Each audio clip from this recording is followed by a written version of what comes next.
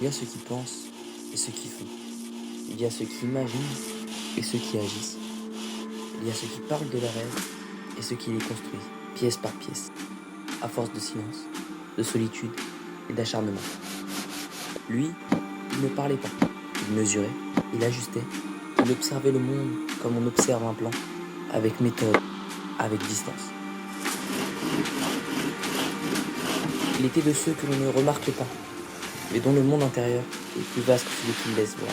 Cet homme-là était passionné. Pas de ces passions qui crient, de celles qui rongent doucement, celles qui tiennent debout quand plus rien ne tient. Il faisait partie de ceux qui centrent leur vie autour de leurs projets. Le matin, il pensait aux plans. Le soir, il les affinait. Il y mettait du cœur, de la rigueur, de la conviction, pour récolter un jour le fruit de son avenir. Et pour ça, il était prêt à tout. Suer, frapper, coller, scier, poncer. Encore et encore. Ses mains portaient la trace des heures. Son front brillait d'effort, le bois craquait, les vis s'alignaient, et lui avançait. À mesure que la forme se précisait, le silence s'épaississait. Il ne restait plus que lui et la chose qu'il construisait.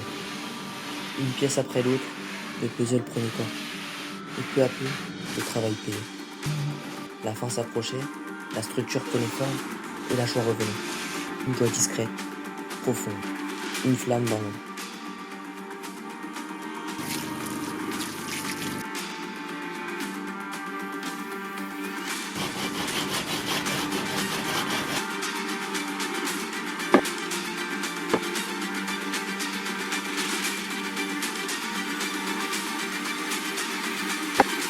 On aurait pu croire qu'il reconstruisait sa vie.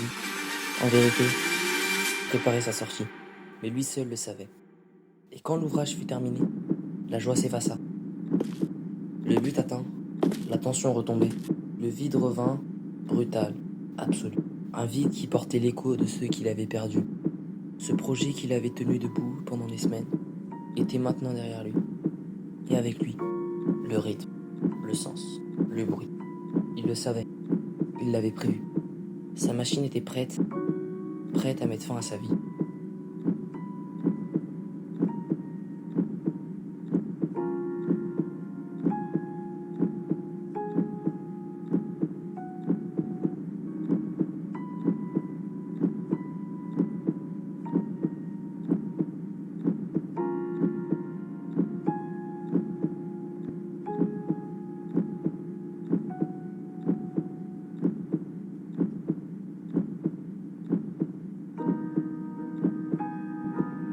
Une vie achevée en même temps que son œuvre. Un objet pensé dans le moindre détail, fait pour ne servir qu'une seule fois.